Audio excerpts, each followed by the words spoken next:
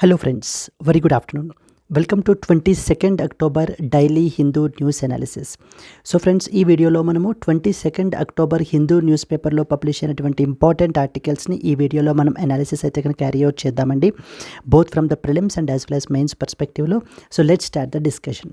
So friends, our app వచ్చేసి మీకు LTX classes మీకు ప్లే స్టోర్లో అవైలబుల్గా ఉంటుంది.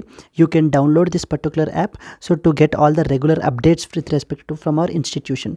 So in this particular app మీకు ఫ్రీ PDFs అనేటువంటి కోర్స్ అయితే కనుక ఉంటుంది. ఈ కోర్స్ కనుక మీరు ఈ కోర్స్లో మీరు ఎన్రోల్ అయినట్లయితే కనుక ఇట్స్ ఫ్రీ టు ఎన్రోల్ అండి. So then you can get the PDF of this particular class and at the same time so ఒక్కొక్కసారి occasionally we will post some important videos as well to this particular course. You can access all those particular videos as well just for free. Yes, let's start the discussion అండి మనకి. So friends, there was a big announcement. So మనకి daily current affairs classes లైవ్లో మనకైతే కనుక జరుగుతున్నాయి అనేటువంటి విషయం మీకు ఆల్రెడీ తెలుసు. So where apart from Hindu news పేపర్లో కాకుండా అదర్ ఇంపార్టెంట్ వెబ్సైట్స్ నుంచి like Indian express, down to earth, press information bureau, వాటి నుంచి మనం ఆర్టికల్స్ని అయితే కనుక డిస్కస్ చేస్తాము. So now we have launched a free daily current affairs live classes course for 1 week అయితే కనుక మీకు ప్రొవైడ్ చేయడం జరుగుతుంది. సో అంటే these are the not regular current affairs classes but you can attend it for free in these particular days like 21st to 27th September. So like yesterday నుంచి మనకైతే కనుక start అయింది. Daily at the rate 9:30 PM మనకి class అయితే కనుక జరుగుతుందండి. So the only thing that you have to do is మన యొక్క యాప్ని డౌన్లోడ్ చేసుకోవడము, నెక్స్ట్ వచ్చేసి ఫ్రీ PDFs కోర్స్లో ఎన్రోల్ అవ్వడం. These are the only 2 things that you have to do. So that you can attend these classes for free for complete 1 week. And అలాగనే ఇక్కడ screen మీద కనిపించేటువంటి నెంబర్కి మీరు కాల్ చేసినట్లయితే కనుక మీకు ఏ విధమైనటువంటి డౌట్స్ ఉన్నా కూడా మీరైతే కనుక క్లియర్ చేసుకోవచ్చు. And let's start the discussion. So friends, మనము Delhi edition of the Hindu news paper నుంచి మనం అయితే కనుక ఆర్టికల్స్ని డిస్కస్ చేయడం అయితే జరుగుతుంది. And let us see the agenda. అసలు ఫస్ట్ ఏం ఇంపార్టెంట్ ఆర్టికల్స్ డిస్కస్ చేయాలి అనేది అజెండా చూద్దాము. First and foremost one, the laws for minority institutions do not breach the secularism అని చెప్పేసి మనకి సుప్రీంకోర్టు అయితే చెప్పడం జరుగుతుంది. And approaching milestone in the constitutional governance, and approaching milestone అనేటువంటి ఎడిటోరియల్ మనం చూద్దాము. The case for a nature restoration law in India అనేటువంటిది అనదర్ ఇంపార్టెంట్ ఎడిటోరియల్ చూద్దాము. Mohamed Muizzu introduces India's UPI system payment service to boost the economy అని చెప్పేసి మనకు ఒక article publish అయింది. So then world lags on 2030 nature goals as COP16 talks begin అనేటువంటిది మనం చూడాలి. So these are the important articles అండి that we will be covering. And as well as one more article, secularism is a core part of the constitution says the supreme court అనేటువంటి ఈ articles మనం ఏంటంటే ఈ రోజున Hindu news అనాలిసిస్లో మనం cover చేయడం జరుగుతుంది. So these things daily live current affairs క్లాస్లో మనకైతే ఈవేళ నైట్ క్లాస్లో మనం డిస్కస్ చేస్తాం. లైక్ రోమ్ డిక్లరేషన్ గురించి, నెక్స్ట్ వచ్చేసి Egypt has recently achieved historic malaria free certification అయితే కనుక అచీవ్ అయింది, దాని గురించి డిస్కస్ చేస్తాము. ద 14th బైఎనియల్ లేక్ కాన్ఫరెన్స్ పరిస్థితి ఏంటో చూస్తాము. దెన్ నెక్స్ట్ వన్ వచ్చేసి మనకి ఏంటి అంటే కనుక జైలాడ్, సో వైల్డ్ లైఫ్ శాంక్చురీ గురించి దానికి సంబంధించినటువంటి ఇంపార్టెంట్ పాయింట్స్ కూడా మనం అయితే కనుక డిస్కస్ చేయడం జరుగుతుంది friends. Yes, so let us start the discussion and the first and foremost article. Before that there was a small announcement as I said previously. So we are doing daily live current affairs అయితే కనుక మనకు జరుగుతున్నాయి. కాంప్రిహెన్సివ్గా మీకు current affairs అయితే కనుక ఇక్కడ cover అవుతాయి.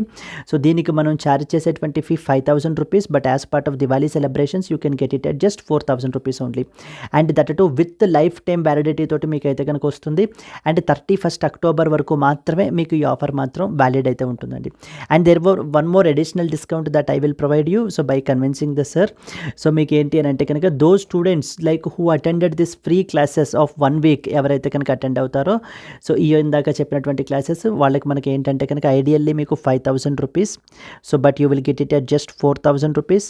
Now I will give an additional 1,000 discount of 3,000 rupeesకే మీకు ఏంటి అని అంటే కనుక ఈ యొక్క కోర్స్ మీరైతే పర్చేస్ చేయొచ్చండి once this free offer period అయిపోయిన తర్వాత. Yes friends, that's it. These are the important points that you are expected to know. Let's start the discussion. Laws for minority institutions do not breach the secularism అని చెప్పేసి ఒక important article publish అయింది. So దేనికి సంబంధించింది అని అంటే కనుక, so we have some certain fundamental rights as well so to the minority communities in our country. So the beat Muslims, Christians, Sikhs వీళ్ళందరూ కూడా మన కంట్రీలో so they are all minority communities. So ఈ యొక్క beat religious minority or linguistic minority, so we have certain fundamental rights to them as well. ఈ issue అంతా కూడా మనకి ఏంటి అని అంటే కనుక ఉత్తరప్రదేశ్లో, పర్టికులర్లీ ఉత్తరప్రదేశ్లో so there are around 16,000 madrasas అయితే కనుక ఉన్నాయండి. మద్రాసా అంటారు, madrasas. So these madrasas are basically the Muslim educational institutions అనమాట, educational religious institutions, educational religious institutions. అయితే ఈ యొక్క మద్రాసాస్ని మనకి ఉత్తరప్రదేశ్లో ఉన్నటువంటి మద్రాసాస్ని రెగ్యులేట్ చేయడానికి అండ్ అలాగే క్వాలిటీ ఎడ్యుకేషన్ని ప్రొవైడ్ చేయడానికి UP government has enacted something called as so the 2004 act, Uttar Pradesh board of madrasa act 2004, Uttar Pradesh board of madrasa act, మద్రాసా education act 2004. అంటే ఈ యాక్ట్ ద్వారా ఒక బోర్డుని కూడా మనకి ఎస్టాబ్లిష్ చేశారనమాట. So the board of madrasa act అని చెప్పేసి మనకి ఎస్టాబ్లిష్ చేయడం జరిగింది. The board of madrasa act, the board of madrasa education అని చెప్పేసి ఒక బోర్డుని కూడా మనకి ఎస్టాబ్లిష్ చేయడం జరిగింది. ఈ యాక్ట్ మనకి ఏంటంటే it prescribes everything, like for example curriculum ఏముండాలి, సిలబస్ కరికులం ఏముండాలి, నెక్స్ట్ వచ్చేసి టీచర్స్ అపాయింట్మెంట్ ఏ విధంగా జరగాలి, what not, all the regulations అన్నీ కూడా completely associated with that of the madrasas మనకి ఈ పర్టికులర్ యాక్ట్ అయితే కనుక చేయడం అయితే కనుక జరుగుతుందండి. రీసెంట్గా మనకి ఏం జరిగిందంటే లైక్ ఒక 3-4 months బ్యాక్ అలహాబాద్ హైకోర్టు లో ఒక పిటిషన్ వేశారు. ఏమని, ఈ మద్రాసాస్ అనేటువంటివి so they are not providing the sufficient education, quality education provide చేయట్లేదు, ఓన్లీ రిలీజియస్ ఎడ్యుకేషనే ప్రొవైడ్ చేస్తున్నారు. సో దట్ టు ఇస్లాం ఎడ్యుకేషనే మనకి ఏంటంటే ప్రొవైడ్ చేస్తున్నారు. సో ఈ యొక్క మద్రాసాస్లో నాన్ ముస్లిం స్టూడెంట్స్ కూడా ఉన్నారు, వాళ్ళకు కూడా మనకి ఏంటి అని అంటే కనుక only apart from the other subjects so purely మనకి ఏంటంటే కనుక రిలీజియస్ సబ్జెక్ట్స్ని ఎక్కువ బోధిస్తున్నారు తప్ప సో మిగతా సబ్జెక్టులను ఏంటి అని అంటే కనుక చెప్పట్లేదు, దేవర్ వెరీ ఆప్షనల్ అని చెప్పేసి. అండ్ అలాగే టీచర్స్ అపాయింట్మెంట్లోనూ వీటిల్లోనూ కూడా దేర్ ఈజ్ నో ట్రాన్స్పరెన్సీ అనేటువంటి లేదు ఈ బాడీ యొక్క ఫంక్షనింగ్లో, అది కూడాను అని చెప్పేసి అలహాబాద్ హైకోర్టులో ఈ యొక్క యూపీ యాక్ట్ని ఛాలెంజ్ చేయడం జరిగిందండి. So then the Allahabad high court has strike down so ఈ యొక్క Uttar Pradesh board madrasa education act 2004ని మనకి అలహాబాద్ హైకోర్టు ఏం చేసిందంటే it was declared as unconstitutional. So అన్కాన్స్టిట్యూషనల్గా మనకి ఏంటి అంటే అన్కాన్స్టిట్యూషనల్ అని చెప్పేసి మనకి ఈ యొక్క యాక్ట్ని డిక్లేర్ చేయడం జరిగింది. Because so this act is violating the principles of secularism ప్రిన్సిపల్స్ని వైలేట్ చేస్తుంది. ఇట్ ఈస్ ప్రమోటింగ్ ద ఇస్లాంని మనకి ఏంటి అంటే కనుక వీటిని ఇక్కడ ప్రమోట్ చేస్తోంది అన్న రీజన్ తోటి so that is so the institutions cannot meddle in to the internal affairs. So religious institutions ఇదిని మనం ప్రమోట్ చేయకూడదు. అండ్ అలాగే ఆర్టికల్ నెంబర్ 28 ప్రకారం మనకి ఏంటి అని అంటే కనుక prohibition of religious education in educational institutions which are funded by the state. So government ద్వారా ఫండింగ్ పొందుతున్నటువంటి ఇన్స్టిట్యూషన్స్లో సో రిలీజియస్ ఇన్స్ట్రక్షన్స్ని చెప్పకూడదు. Article number 28 strictly prohibits that అని చెప్పేసి ఈ యొక్క ఆర్టికల్స్ని యూస్ చేసుకుని ఈ యొక్క UP board of madrasa act 2004ని స్ట్రైక్ ఆఫ్ చేసేసి ఏం చెప్పారంటే ఇందులో చదువుతున్నటువంటి మొత్తం పిల్లలందరినీ కూడా రెగ్యులర్ స్కూల్స్లో వీళ్ళని ఏంటి అని అంటే కనుక రెగ్యులర్ స్కూల్స్కి పంపించేయండి, కంప్లీట్లీ ట్రాన్స్ఫర్ చేసేయండి అని చెప్పి అలహాబాద్ హైకోర్టు మనకి జడ్జిమెంట్ అయితే ఇచ్చిందండి. Clear, right? Now in this context supreme court has stayed it. ఈ యొక్క ఆర్డర్ని స్టే చేసి సి transferring all these people in to that of the other schools is unnecessary అని చెప్పేసి so supreme court took the matter and now it is in the supreme court ఇప్పుడు so now they started discussing about this particular aspect. దీని మీద మనకి ఏంటంటే judgement అయితే రాబోతోంది. The preliminary observations అయితే కనుక చేస్తున్నారు. So where the chief justice of India Chandrachud is asking like why the UP board of madrasa act was declared unconstitutional, the first and foremost point, because ఈ యొక్క యూపీ బోర్డ్ ఆఫ్ యాక్ట్ అనేటువంటిది just it is A regulatory body. It is just a regulatory body అంతే.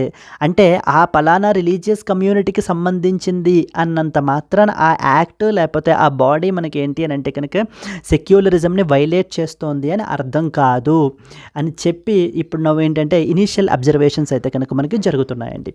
So these are the some of the important things that you are expected to know about. ఇక్కడ మనకి involve అయిన articles వచ్చేసి article number 28 of the constitution, article number 30 of the constitution, where the minority communities have the right to establish and as well as administer the educational institutions. Yes, in దీనికి సంబంధించి let us discuss the important points. This article discussed the Supreme Court's observations. Inka these are preliminary observations andi, like regarding a act, Uttar Pradesh Board of Madrasa Education Act 2004, which was challenged for violating the secularism. So this case all revolves around the regulating minority institutions. So this is a representational image of madrasa మనకు సంబంధించి supreme court ఏం observe చేసింది అని అంటే, the supreme court clarified that the laws which are regulating the religious or linguistic minority run institutions, example ఇక్కడ మనకి madrasas, okay, they do not violate the secularism simply because they target such institutions. So ఇవి మనకి ఏంటంటే ఆ పలానా కమ్యూనిటీని లేకపోతే ఆ పలానా మనకి రిలీజియస్ ఆర్ లింగ్విస్టిక్ కమ్యూనిటీని టార్గెట్ చేసినంత మాత్రాన ఆ పర్టికులర్ లా మనకి ఏంటంటే కనుక సెక్యులరిజంని వైలేట్ చేసినట్టు కాదు. So it is basically the main objective ఏంటంటే it's regulatory in nature. Quality ఎడ్యుకేషన్ని మనకి ఏంటంటే కనుక ప్రొవైడ్ చేయడానికి ఈ పర్టికులర్ యాక్ట్ని చేయడం అయితే కనుక జరిగింది. The act name is like Uttar Pradesh madrasa Act. The 2004 Act was introduced. Objective ఏంటి? To regulate the madrasas. So madrasas are basically educational institutions. So of Muslim educational institutions anamata. So even a high court has also ordered that transfer the madrasa students to the regular schools కి మనకి ఏంటి అంటే కనుక transfer చేసేయమని కూడా చెప్పడం అయితే కనుక జరిగిందండి. This has been stayed by the supreme Court వీటి మీద ఏంటి అంటే కనుక స్టే విధించారు. The petitioners argued that nearly 17 lakh students across 16,000 madrasas are affected because of due to this particular decision. So only ఉత్తరప్రదేశ్లో 17 లక్షల మంది ఈ మద్రాసాస్లో మనకి ఏంటి అని అంటే కనుక సో చదువుకుంటున్నారు. మరి ఇప్పుడు వీళ్ళందరినీ కూడా కంప్లీట్లీ రీలొకేట్ చేయడం వేరే స్కూల్స్ అన్నిటికీ కూడా అనేటువంటిది so it's not practically not a feasible idea అని చెప్పేసి మనకి ఏంటంటే కనుక వాళ్ళ యొక్క they are all be affected అని చెప్పి మనకి పిటిషనర్స్ అయితే ఆర్గ్యూ చేయడం జరుగుతుందండి. సో మన యొక్క చంద్రచూడ్ ఏం చెప్తున్నారంటే he emphasised that importance of giving the children in madrasas a broad education to prepare them as responsible citizenry. At the end of the day what is the idea ఏంటి అని అంటే కనుక to provide them a broad education అనేటువంటిది వీళ్ళకి ఏంటి అని అంటే కనుక మనం ప్రొవైడ్ చేయాలి. ఇప్పుడు మద్రాసాస్ ఇన్స్టిట్యూషన్స్ ఫర్ ఎగ్జాంపుల్ మనకి ఏంటంటే పలానా రిలీజియస్ కమ్యూనిటీని మనం ఏంటి అని అంటే కనుక ఇది చేయడానికి రెగ్యులేట్ చేయడానికి ప్రయత్నిస్తున్నామని చెప్పేసి మీరు దాన్ని స్ట్రైక్ ఆఫ్ చేసినప్పుడు there are other institutions like for example the chief justice referred to the Hindu religious endowments and charitable institutions act ఉంది కదా, మరి ఇది కూడా regulatory measure. It is also noting its presence like Maharashtra నుంచి తమిళనాడు వరకు కూడా మరి ఈ యాక్ట్ కూడా మనకి అన్ని స్టేట్లలోనూ ఉంది. This is just a regulatory act. ఈ యాక్ట్ని మనం ఏంటి అని అంటే కనుక సెక్యులరిజంని వైలేట్ చేస్తుంది లేకపోతే ఆ పలానా రిలీజియన్ని మనకి ఏంటి అని అంటే ప్రమోట్ చేస్తుంది లేకపోతే డిస్క్రిమినేట్ చేస్తుంది అని చెప్పేసి చూడటం అనేటువంటిది కరెక్ట్ కాదు. Allahabad High Court is not correct in this context అని చెప్పి మనకి సుప్రీంకోర్టు అయితే చెప్తున్నారండి. As I said article number 30 దేని గురించి మాట్లాడుతుంది? ఆర్టికల్ 30 గివ్స్ ఫండమెంటల్ రైట్ కదా. Article number 30 these are the 29 and as well as 30 are rights associated with the minorities. It allows minorities to establish and administer educational institutions. So వీళ్ళకి ఏంటి అని అంటే కనుక they have the right to establish and administer the educational institutions. The chief justice pointed out that minority institutions are not bound to restrict teaching to other religion. Like for instance a Buddhist institution can teach science or engineering. అంటే ఆ పలానా religious institution only ఆ religion మాత్రమే teach చేయాలి అనేటువంటిది ఏమీ లేదు. So వేరేవి కూడా మనకి science and as well as ఇంజనీరింగ్ని కూడా మనకి టీచ్ చేయొచ్చు. అండ్ వన్ మోర్ ఆర్టికల్ ఏంటి అని అంటే కనుక ఆర్టికల్ 28 ఏం చెప్తుందంటే it prohibits religious instruction in the state funded institutions. ఇప్పుడు madrasas are actually state funded institutions. ఇక్కడ ఈ విధంగా రిలీజియస్ ఎడ్యుకేషన్ అనేటువంటిది అసలు ఎలా ఇస్తారు, అది మనకి ఆర్టికల్ నెంబర్ 28 ఆఫ్ ద కాన్స్టిట్యూషన్ని వైలేట్ చేస్తుంది కదా అని చెప్పేసి మనకి అలహాబాద్ హైకోర్టు అయితే కనుక అడుగుతోంది. Then the supreme court is now saying that మద్రాసాస్లో ఓన్లీ ఇస్లామిక్ ఎడ్యుకేషన్ మాత్రమే ఇవ్వట్లేదు, so there is a combination of other subjects as well అనేటువంటి పాయింట్ని కూడా వీళ్ళు ఏంటి అంటే కనుక దే హ్యావ్ అబ్జర్వ్డ్ ఇట్ అండి. Noted that madrasas mix religious education with the general subjects like science and as well as mathematics. So at the end of the day మనకి ఏంటంటే కనుక ఒక పర్టికులర్ మైనారిటీని మనకి ఏంటంటే రిలీజియస్ మైనారిటీ కానీ లింగ్విస్టిక్ మైనారిటీ కానీ వాళ్ళ గురించి ఏదైనా ఒక లా చేసినప్పుడు పర్టికులర్లీ వాళ్ళని రెగ్యులేట్ చేయడం గురించి ఆ లాని we should not see that it as if like it is violating the principles of secularism principles violate అవుతున్నాయి అనే విధంగా మనం ఏంటంటే చూడకూడదు అని చెప్పేసి మనకి సుప్రీంకోర్టు అయితే చెప్పడం జరుగుతుంది. So here you are expected to know article number 28 prohibition of religious instruction in the state funded institutions. So that is what is article 28 గురించి తెలియాలి. Then article number 29, then article number 30. So the right of the minorities to establish and administer the educational institutions. Yes, so these are the important points. We have to wait for the final judgment of the Supreme Court andi. Clear? Let us move to that of the next article. Moving to the next article, an approaching milestone in the constitutional governance అని చెప్పేసి మనకైతే కనుక important article అయితే publish అవ్వడం జరిగింది. Yes అండి, moving to the second important article that is known as an approaching milestone in the constitutional governance. So this is something related to that of the మనకి ఏంటి అంటే కనుక so the next month that is on November 26th మనం చూసుకున్నట్లయితే కనుక November 26th so is celebrated as something called as constitution డేగా మనం అయితే కనుక సెలబ్రేట్ చేయడం జరుగుతుందండి. And even this was exactly the question that was asked by UPSC in 2023. So why November 26th is observed as the constitution day అని చెప్పేసి మనకైతే కనుక అడగడం జరిగింది. So why because on this specific day in the year November 26th 1949 మనకి the constituent assembly has adopted the constitution of India. Constituent assembly adopted the constitution of India అండి. That's the reason why we celebrate. అందుకని చెప్పేసి November 26th మనం అందుకని గుర్తుపెట్టుకుని మనం ఏం చేస్తాం అంటే to commemorate that adoption we celebrate every year as the constitution day. ఇప్పుడు 2024 మనకేంటి అంటే November 26th is the 75th anniversary of the adoption of constitution. 75th anniversary of the constitution అనమాట, adoption of the constitution by the constituent assembly.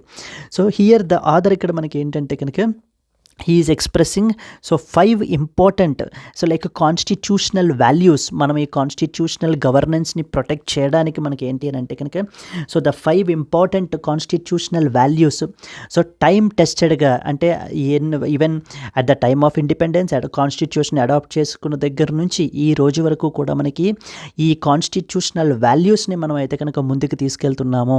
So we have every reason to celebrate this 75th anniversary of the constitution అని చెప్పేసి మనకి చెప్పడం జరుగుతుంది.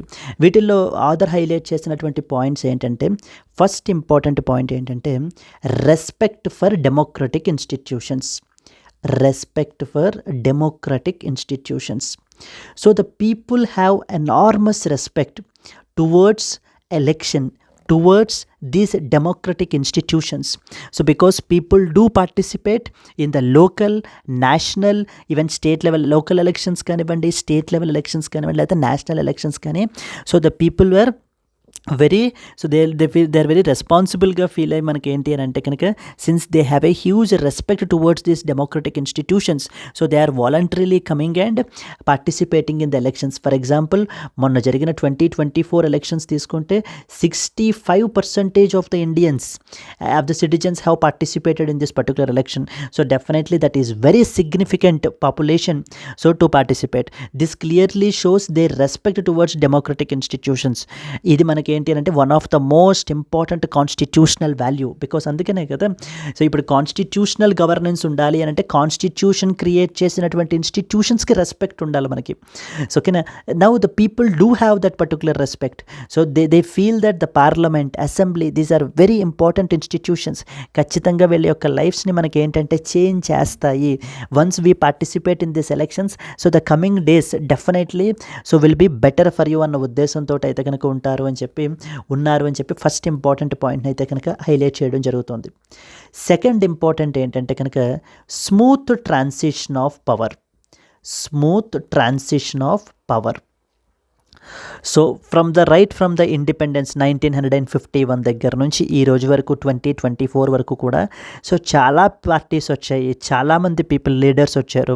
కొంతమంది pan India leaders వచ్చారు, కొంతమంది only local level leaders వచ్చారు. సో వాట్ ఎవర్ మేబీ మనకి ఏంటంటే కనుక సో వన్స్ ఎలక్షన్ జరగక ముందు ఏంటి అని అంటే కనుక చాలా వెరీ హెవీ హై లెవెల్లో మనకి ఏంటంటే క్యాంపెయినింగ్స్ లేకపోతే కనుక ఇది చేయడాలు మనకు ఉన్నాయి. కానీ బట్ ద మొమెంట్ రిజల్ట్ వచ్చేసిన తర్వాత మాత్రం ఏంటి అని అంటే కనుక పీస్ఫుల్గా ద లోజింగ్ గవర్నమెంట్ సో చాలా పీస్ఫుల్గా మనకి ఏంటి అని అంటే ద పవర్ యొక్క ట్రాన్సిషన్ని సో ద న్యూ గవర్నమెంట్స్కి అయితే కనుక ఇస్తూ ఉంటారు. ద న్యూ పీపుల్కి సో ద గవర్నమెంట్స్ని ఎంతో పీస్ ట్రాన్సిషన్ అనేటువంటిది, స్మూత్ ట్రాన్సిషన్ అనేటువంటిది మన కంట్రీలో జరుగుతుంది. So definitely so that is a very good move that shows so how the political parties are respecting the voice of the people, the decision of the పీపుల్ని political parties ఏ విధంగా ఎంతలా respect ఇస్తున్నాయి. So ఒకవేళ ఓడిపోతే కనుక so they are very calm and ఏంటి అంటే కనుక తప్పుకోవడం జరుగుతుంది and giving the way for the new government. So this is the second important thing. But unlike మనం చూసుకున్నట్లయితే ద కంట్రీస్ లైక్ సుడాన్ ఇలాంటి దేశాల్లో there is no such a smooth transition of power అనేటువంటిది ఉండదండి. So for that matter we need to be very proud like how democratic institutions are being working in our country అనేటువంటి దాని మీద. So first వచ్చేసి respect for democratic institutions for the people, second one వచ్చేసి smooth transition of power, third one వచ్చేసి protection of rights and as well as freedoms. So our constitutional makers so have definitely have a very long vision. So because ఎందుకనంటే ఈ యొక్క independence అనేటువంటిది మన యొక్క ఈ freedom అనేటువంటిది ఎంతో స్ట్రగుల్స్ తర్వాత మనం ఏంటి అని అంటే కనుక గెయిన్ చేయడం జరిగింది. Even after independence as well so ఈ యొక్క పీపుల్ అనేటువంటి వాళ్ళు అలా స్ట్రగుల్ అవ్వకూడదు. They should have the certain rights and as well as freedoms అనేటువంటివి మనం వాళ్ళకి కన్ఫర్ చేయాలి అని చెప్పేసి కాన్స్టిట్యూషన్లో dedicatedly they have introduced a topic called as fundamental rights. So that clearly shows the vision of our constitutional makers and the courts today. So even the courts today as well మనకి ఏంటి అంటే కనుక ఏ విధంగా like Supreme Court and as well as high courts మనకి ఏ విధంగా people యొక్క ఫండమెంటల్ రైట్స్ని అప్హోల్డ్ చేస్తూ ప్రొటెక్ట్ చేస్తూ ముందుకు తీసుకెళ్తున్నాయి.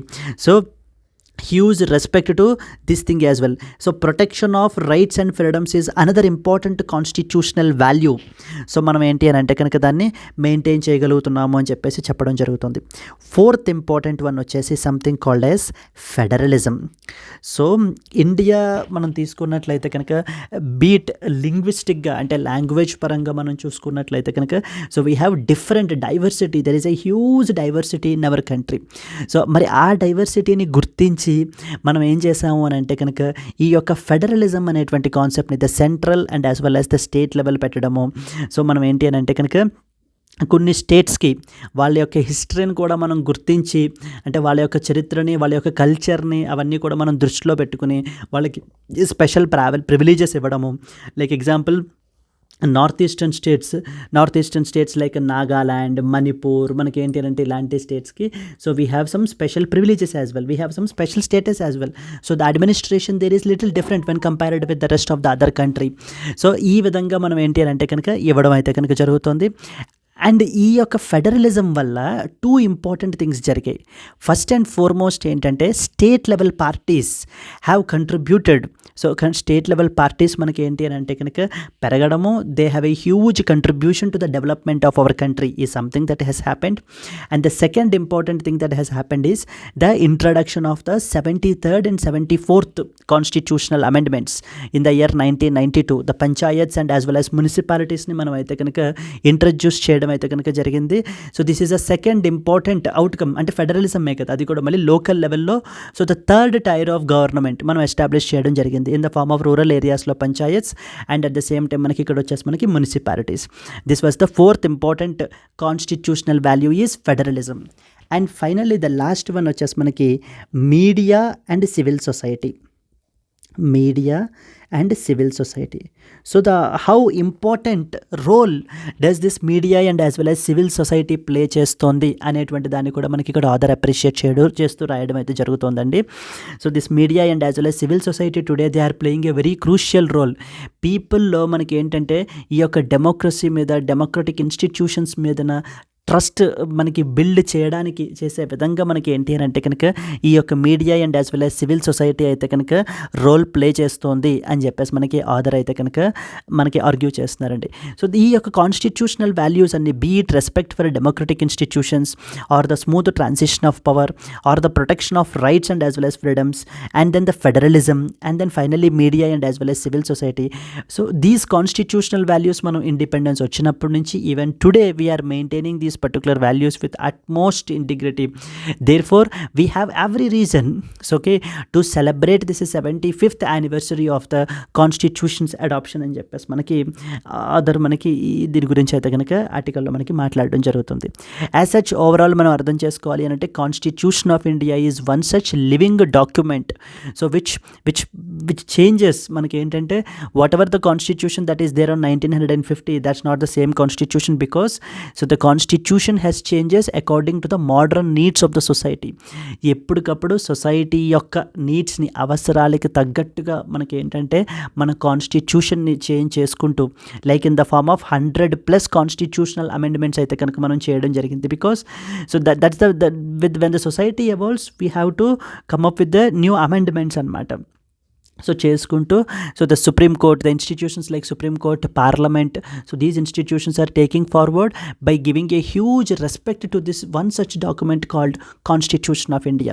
అండ్ ఈవెన్ ద లాస్ ఏవైనా సరే పార్లమెంట్ లాస్ చేసినా లేకపోతే ఎగ్జిక్యూటివ్ ఏవైనా ఆర్డర్స్ పాస్ చేసినా, జడ్జ్మెంట్స్ కోర్ట్స్ ఏమైనా జడ్జ్మెంట్స్ ఇస్తున్నా, దే ఆర్ ఆల్ సో మనకి ఏంటి అని అంటే కనుక complimentary to the constitution of India. Example మనం ఇందాకనే చూడడం జరిగింది, UP board of education act అని చెప్పేసి మనకి saying that it is a violative of the constitution of India under article number 28 of the constitution అని చెప్పేసి మనకి అలహాబాద్ అయితే హైకోర్టు స్ట్రైక్ ఆఫ్ చేయడం జరిగింది.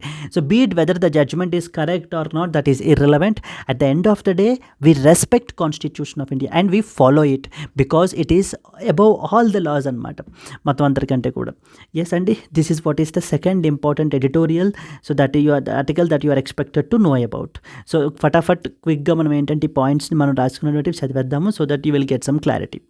So this article reflects upon the upcoming 75th anniversary of the adoption of the Indian Constitution on to November 26th, 2024 మనకైతే జరగబోతోంది. The author C Rajkumar discussed the evolving significance of the Constitution, its role in shaping the democratic governance, and how core the constitutional values have permeated our Indian society, thereby contributing to its political and as well as institutional developments అని చెప్పేసి మనకి చేయడం జరిగింది. So this was a representational image of the constitution of India. So first and foremost ఏంటి మనం ఇందాక అనుకున్నట్టుగా institutional respect for institutions. The Constitution since its adoption in the year 1949లో అడాప్ట్ చేసుకున్నది కాన్స్టిట్యూయెంట్ అసెంబ్లీ అండి, please be very clear, has ensured the development of institutions that contribute to our India's democratic framework. The growing life expectancy and the improved standard of living reflect our India's stable and as well as the political growth. Second ఏంటంటే కనుక water participation is increasing అని చెప్పేసి చెప్తున్నారు. India's electoral showcases a high degree of citizen engagement with a voter turnout of about 67% in 2019 general election and 65% in 2024 elections, symbolizing the public's deep respect for democracy. So మనము ఎంత respect డెమోక్రసీకి అయితే కనుక ఇస్తాము, so because of that particular respect only right people to participate in the elections and cast their votes. So when you don't have any trust over democracy and democratic institutions మీద మనకి ఏంటంటే నమ్మకం అనేటువంటిది లేకపోతే so then nobody will cast their votes. So therefore it clearly shows the respect for the democratic institutions. Second important, smooth transition of power that is happening. So every time from the independence, student, India has experienced very smooth transition of power since independence. అంటే ఒక government నుంచి ఇంకొక గవర్నమెంట్కి అనమాట, with elections ensuring the changes in the leadership without any conflict. The Constitution's embedded values allows the people to participate in elections, thereby reinforcing the democratic process. Third and foremost, upholding the rights and as well as freedoms. The Constitution has emphasized the protection of the fundamental rights through the courts and as well as judicial system ద్వారా మనం ఏంటి అని అంటే కనుక ఈ యొక్క రైట్స్ని protect చేయాలి అనేటువంటిది that is one of the important constitutional value అండి. The framers of the constitution, మన యొక్క కాన్స్టిట్యూషనల్ ఫ్రేమర్స్, కాన్స్టిట్యూయెంట్ అసెంబ్లీలో ఉన్నటువంటి framers, they were also part of the freedom movement. They sought to ensure that individual freedoms and their rights were safeguarded against the potential state overreach. So state ఎటువంటి involve ఇది కూడా వీళ్ళ యొక్క రైట్స్ని violate చేయకుండా ఉండేలాగా మనకి ఏంటంటే కనుక ఒక కాన్స్టిట్యూషన్లోనే ఒక డెడికేటెడ్ పార్ట్ని ఎస్టాబ్లిష్ చేయడం జరిగింది in the form of Part 3 Fundamental Rights. And the author points out to how the Constituent Assembly avoided the idea of a benevolent state and instead ensured a balance between protecting the state power and individual freedoms. So we have just ensured a balance అనమాట, where on one side state యొక్క పవర్ని తగ్గించకుండా and అలాగే individual ఫ్రీడమ్స్ని కోల్పోకుండా రెండిటి మధ్యన కూడా మనకి ఏంటంటే కనుక ఒక బ్యాలెన్స్ని తీసుకొచ్చింది మన constitution of India. So that's the great vision of our constitutional makers అని చెప్పేసి చెప్పడం జరుగుతుంది. And finally the last one, media and civil society. The Indian media has played a very critical role in enhancing the democracy over the decades. The transition from print to broadcast media has also improved access to information. So ఇంతకుముందు only print మీడియాయే ఉండేది. Now it came to broadcast media. దీనివల్ల మనకి ఏంటంటే కనుక even the remote corners of the కంట్రీలో ఉన్నా కూడా so they can access this particular information అండి. The right to information has recently become a pillar for transparency in the governance. Like civil society, various non-governmental organizations, they continue to be vital in pushing for transparency and thereby ensuring that the rights of the citizens are not compromised. So finally ఒక 2-3 important పాయింట్లు చూసుకున్నట్లయితే కనుక, strengthen the federalism. The author emphasized that federalism has evolved over the decades, balancing the national and state level political interest. It should continue to develop in a way that strengthens governance and as well as ఇంక్లూజివిటీని promote చేసే విధంగా ఉండాలి. And అలాగే improve the civil society. Media and civil society should further push for transparency, there by holding the governments accountable and ensuring the democratic ideals are preserved in our country. Celebrate the constitutional governance. On this 75th anniversary, all stakeholders must reflect the Constitution's pivotal role in guiding our India's democracy and the need to uphold the values in the changing times. So this is the constitution related aspects enti, constitutional governance gurinchi, constitutional values gurinchi. So when was the Constitution Day being celebrated? ఇవన్నీ కూడా మనము ఇక్కడ ఈ ఆర్టికల్లో discuss చేయడం అయితే జరిగిందండి. Clear, right? Now let us go to the next important article. So friends, before that there was a small announcement అండి. Our UPSC general studies prelims cum mains course మీకు లైవ్ ప్లస్ రికార్డెడ్ క్లాసెస్లో కనుక అయితే అందుబాటులో ఉంటాయి. So మనకి ideally మనం charge చేసేటువంటి ఫీ వచ్చేసి 30,000, but you can get it at just 24,000 rupees as part of Diwali celebrations. మీకు ఈ కోర్స్ మీకు లైఫ్ టైం వ్యాలిడిటీ తోటి అయితే కనుక వస్తుంది. ఈ ఆఫర్ మీకు 31st అక్టోబర్ వరకు మాత్రమే వ్యాలిడ్. ఇక్కడ స్క్రీన్ మీద కనిపించేటువంటి నెంబర్కి మీరు కాల్ చేసినట్లయితే మీకు ఏ విధమైన డౌట్స్ ఉన్నా కూడా మీరు క్లియర్ చేసుకోవచ్చు. And this was the website that you can visit. Clear? Let's move forward. And similarly general స్టడీస్తో పాటు optionals are also very important అండి. మన దగ్గర అన్ని పాపులర్ ఆప్షనల్స్ కూడా మనం ప్రొవైడ్ చేస్తున్నాము. Political science and internationalism, pub ad, socio, anthro, Telugu literature. So దీనికి మనం ఛార్జ్ చేసే fee 25,000 rupees, but you can get it at just 20,000 as part of the celebrations. With lifetime validity తోటి మీకు అయితే కనుక వస్తుంది. ఆఫర్ మీకు 31st అక్టోబర్ వరకు మాత్రమే వ్యాలిడ్. ఇక్కడ స్క్రీన్ మీద కనిపించేటువంటి నెంబర్కి మీరు అయితే కాల్ చేసినట్లయితే మీకు ఏ విధమైన డౌట్స్ ఉన్నా కూడా మీరు క్లియర్ చేసుకోవచ్చు. Next, let us go to the next important one. The case for a nature restoration law in India. So this is another very important article అండి. మీకు ప్రిలిమినరీ పర్స్పెక్టివ్లో కూడా మనకు అడుగుతూ ఉంటారు. So like it is something related to that of the nature restoration law అని అర్థం అనమాట. NRL అంటారు. NRL stands for nature restoration law. ఇది నేచర్ రిస్టోరేషన్ లా అని చెప్పేసి మనకి 2024 జూన్ 2024లో ఎవరు తీసుకొచ్చారండి ఈ పర్టికులర్ లాని? European Union people have brought up this law called as nature restoration law అనేటువంటి దాన్ని పాస్ చేశారు. Very significant and as well as a ground breaking legislation ఈ పర్టికులర్ లా. బికాజ్ ఎందుకనంటే ఈ లా మనకి లీగల్లీ బైండింగ్ టార్గెట్స్ని పెట్టుకోవడం జరిగిందనమాట. లీగల్లీ బైండింగ్ టార్గెట్స్ని పెట్టుకోవడం జరిగింది. ఎందుకు ఏంటి లీగల్లీ బైండింగ్ టార్గెట్స్ ఏం పెట్టుకున్నారు అని అంటే, సో ప్రపంచం మొత్తంలో ఈవెన్ యూరోపియన్ యూనియన్ కంట్రీస్లో ద ల్యాండ్ డిగ్రేడేషన్ అనేటువంటిది పెరిగిపోతుంది విపరీతంగా. ల్యాండ్ డిగ్రేడేషన్ అంటారు. Land degradation stands for it's basically the land is losing its capability, its ability అనేటువంటిది కోల్పోతుంది. లైక్ టు సపోర్ట్ ద బయోడైవర్సిటీని సపోర్ట్ చేయడానికి, లేదా అగ్రికల్చర్ని సపోర్ట్ చేయడానికి ఈ యొక్క బయోడైవర్సిటీని మనకి ఏంటంటే కోల్పోవడం జరుగుతుంది. దాన్ని మనకి ఏమంటారు అని అంటే ల్యాండ్ డిగ్రేడేషన్ జరుగుతోంది, బయోడైవర్సిటీ లాస్ అనేటువంటిది జరుగుతోంది. అయితే ఈ యొక్క ల్యాండ్ డిగ్రేడేషన్ని, బయోడైవర్సిటీ లాస్ని మళ్ళీ వెనక్కి తీసుకురావడానికి, అంటే మనం కోల్పోయినటువంటి ప్రొడక్టివ్ ల్యాండ్ని మళ్ళీ వెనక్కి తీసుకురావడానికి యూరోపియన్ యూనియన్ వాళ్ళు ఈ యొక్క నేచర్ రిస్టోరేషన్ లా అనేటువంటి దాన్ని మనకి తీసుకుని వచ్చారండి. వేర్ ద టార్గెట్ ఏంటంటే కనుక 20% of the European Union land and as well as the sea areas, land and as well as the sea areas must be restored. So 20% of the European Union land and as well as sea areas must be restored. And అలాగనే మనకి ఏంటి అని అంటే కనుక all ecosystems need to be restored by 2050. All ecosystems need to be restored by 2050. అంటే 2050 నాటికి మొత్తం అన్ని ఎకో సిస్టమ్స్ ఏవేవైతే అంటే biodiversity, so that can be anything, that can be forest, that can be మనకి ఏంటి అని అంటే కనుక అగ్రికల్చరల్ ల్యాండ్స్ అవ్వచ్చు, రివర్స్ అవ్వనివ్వండి, వెట్లాండ్స్ అవ్వనివ్వండి, అర్బన్ స్పేసెస్ అవ్వనివ్వండి, ఇవన్నీ కూడా అనమాట. వీటిలన్నింటినీ కూడా మళ్ళీ మేము రీస్టోర్ చేస్తాము అని చెప్పేసి టార్గెట్ అయితే పెట్టుకోవడం జరిగింది. This is very important. 20% of the European Union land and as well as sea areas must be recorded కాదండి, ఇట్ షుడ్ బి రీస్టోర్డ్. అనమాట. It should be restored. And అలాగనే 2050 నాటికి ఏంటట, all ecosystems need to be restored by 2050. Then another important point ఏంటంటే, ఈ యొక్క European Union వాళ్ళు తీసుకొచ్చినటువంటి ఈ యొక్క NRL, the nature restoration law అనేటువంటిది యూరోపియన్ యూనియన్ వాళ్ళు ఒక టార్గెట్ పెట్టుకోవడం జరిగిందనమాట. Something called as biodiversity strategy for 2030. Biodiversity strategy for 2030 అనేటువంటి దాన్ని తీసుకుని వచ్చారు. This is something that you are expected to know about.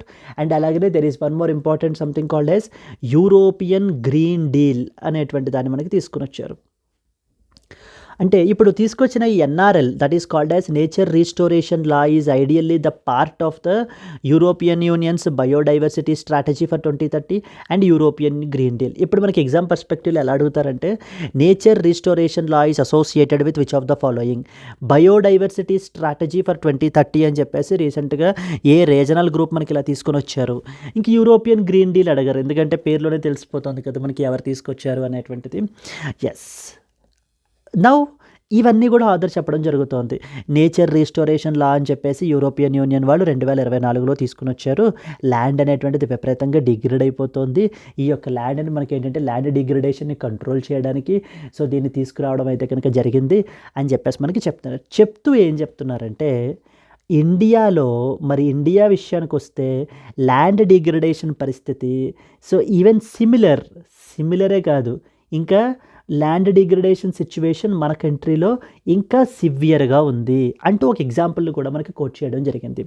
Example ఏంటంటే, Indian space research organisation ISRO వాళ్ళది there is one such important atlas ఏంటంటే కనుక desertification and as well as land degradation and as well as land degradation atlas అని చెప్పేసి ఏంటి అని అంటే కనుక ఇస్రో వాళ్ళు పబ్లిష్ చేశారండి. ఈ అట్లాస్ రిపోర్ట్ ప్రకారంగా ఏంటంటే కనుక మనకి around 97.85 million hectares of the India's total geographical area it has underwent this something called as land degradation. So 97.85 million hectares of the land వెంట మనకి ఏంటంటే ల్యాండ్ అనేటువంటిది డిగ్రేడ్ అయిపోయింది. అండ్ అలాగనే 83.69 million hectares of the land desertification వల్ల, particularly it got affected by desertification. So desertification అంటే fertile land అంతా కూడా కంప్లీట్గా మనకి ఎలా మారిపోతుంది, డెజర్ట్గా మారిపోతుంది అనమాట. మెయిన్లీ ఇది మనకి ఏ స్టేట్స్లో ఉంది అని అంటే కనుక గుజరాత్లోనివ్వండి, లేకపోతే కనుక గుజరాత్, నెక్స్ట్ వచ్చేసి ఏంటంటే కర్ణాటక, మహారాష్ట్ర, ఓకే, గుజరాత్, కర్ణాటక, మహారాష్ట్ర, రాజస్థాను, ఈ యొక్క స్టేట్స్లో ఎక్కువగా ఈ యొక్క డిజర్టిఫికేషన్ ప్రాబ్లం, ఈ యొక్క ల్యాండ్ డిగ్రేడేషన్ ప్రాబ్లం అయితే కనుక ఉంది. సరే, బట్ అండ్ అలాగనే మన కంట్రీలో గవర్నమెంట్ ఇంకొన్ని ప్రోగ్రామ్స్ని అయితే కనుక క్యారీ అవుట్ చేస్తున్నారు. Like for example Krishi Sinchai Yojana అని పెట్టాము, నేషనల్ ఎఫారెస్ట్రేషన్ ప్రోగ్రామ్ పెట్టాము, గ్రీన్ ఇండియా మిషన్ పెట్టాము, ఇవన్నీ. So there are some Indian programmes as well, but the problem is those are not sufficient. So ఇప్పటిదాకా మనకి గవర్నమెంట్ చేసినటువంటి programmes are not sufficient to tackle this much scale of land degradation. మరి ఏం కావాలి అని అంటే యూరోపియన్ యూనియన్ వాళ్ళకిలాగా మనం కూడా ఈ యొక్క నేచర్ రీస్టోరేషన్ లా అనేటువంటి దాన్ని పెట్టుకోవాలి. మనం కూడా నేచర్ రీస్టోరేషన్ లాని మనం తీసుకురావాలి. సో అక్కడ మనం కూడా లీగల్లీ బైండింగ్ టార్గెట్స్ని పెట్టాలి. లైక్ బై 2030 నాటికి మనం ఇవి అచీవ్ చేయాలి, 2050 నాటికి ఇంత అచీవ్ చేయాలి అని చెప్పేసి మనం కూడా టార్గెటెడ్ పెట్టుకుని మనం ఏంటంటే ముందుకు వెళ్ళాలి అని చెప్పి ఆథర్ మనకి ప్రపోజ్ చేస్తున్నారండి. ప్రపోజ్ చేస్తూ మనకేం చెప్తున్నారంటే కనుక మనం కూడా point number 1, so 20% of the మనకేంటంటే డిగ్రేడెడ్ ల్యాండ్ని మనం ఏంటంటే restore degraded land. So restore 20% of degraded land by 2030 నాటికి 20% మనం ఏంటంటే కనుక రీస్టోర్ చేయాలి. అండ్ మొత్తం కంప్లీట్లీ బై 2050 నాటికి ద కంప్లీట్ డిగ్రేడెడ్ ల్యాండ్ అంతటిని కూడా మనం ఏంటంటే వెనక్కి తీసుకురావాలి. లైక్ దీంట్లో it can be like forests అవ్వచ్చు, లేకపోతే అర్బన్ స్పేసెస్. ఈ రోజున మీరు చూసినట్లయితే ఢిల్లీ లేకపోతే బెంగళూరు ఇక్కడెక్కడ కూడా మనకి అర్బన్ స్పేసెస్ అనేటువంటి చాలా తక్కువ కనపడతాయి. సో అర్బన్ స్పేసెస్ని రీస్టోర్ చేయాలి, రివర్స్ని, ఫ్రీ ఫ్లోయింగ్ రివర్స్ని మనం ఏంటంటే ప్రమోట్ చేయాలి. ఇవన్నీ కూడా అనమాట ఫస్ట్ ఇంపార్టెంట్ది. సెకండ్ ఇంపార్టెంట్ ఏం చేయాలంటే వెట్లాండ్ రీస్టోరేషన్ క్యారీ అవుట్ చేయాలి. ఎందుకంటే ఈ వెట్లాండ్స్ అనేటువంటివి బయోడైవర్సిటీని మనకి ఎంతగానో ప్రమోట్ చేస్తాయి. సో కాబట్టి ఏంటంటే కనుక like example main critical wetlands example మీరు తీసుకున్నట్లయితే Sundarbans is one such very important wetland. Second one వచ్చేసి Chilika lake. So Chilika lake మనకి ఇవేంటంటే హ్యూజ్ బయోడైవర్సిటీని మనకి ఏంటంటే కనుక సపోర్ట్ అయితే కనుక చేస్తాయి. సో ఖచ్చితంగా మనం ఏం చేయాలంటున్నారంటే ఆథర్ ఇక్కడ 30% ఆఫ్ ద డిగ్రేడెడ్ వెట్లాండ్స్, అంటే మనకి ఇవి తగ్గిపోయినటువంటి వెట్లాండ్స్ ఏవైతే ఉన్నాయో 30% ఆఫ్ ద డిగ్రేడెడ్ వెట్లాండ్స్ని మనం వెనక్కి తీసుకురావాలి. This was the second important point that the author is quoting. And the third important ఏంటంటే కనుక అగ్రికల్చర్. సో బయోడైవర్సిటీ ఇన్ అగ్రికల్చర్ని ప్రమోట్ చేయాలి. బయోడైవర్సిటీ ఇన్ అగ్రికల్చర్ని మనం ఏంటి అని అంటే కనుక ప్రమోట్ చేయాలి. The third important thing that we have to do. And then comes the fourth important river restoration. రివర్స్ని, ఫ్రీ ఫ్లోయింగ్ రివర్స్ని మనం ఏంటంటే కనుక ప్రమోట్ చేయాలి. పర్టికులర్లీ లైక్ గంగా, యమున, ఈ రివర్స్ని అక్కడ ఉండేటువంటి పొల్యూషన్ని అది కూడా కంట్రోల్ చేసి మనం ఏం చేయాలంటే ఎనీ అబ్స్ట్రక్షన్స్ ఉంటే వాటిలన్నింటినీ కూడా తొలగించి ఫ్రీ ఫ్లోయింగ్ రివర్స్ని మనం అయితే కనుక ప్రమోట్ చేయాలి. And finally the last one urban green స్పేసెస్ని మనం ఏంటంటే కనుక ఎంకరేజ్ చేయాలి. In the particularly cities like Delhi and as well as బెంగళూరులో ఈ అర్బన్ గ్రీన్ స్పేసెస్ని ప్రమోట్ చేయాలి.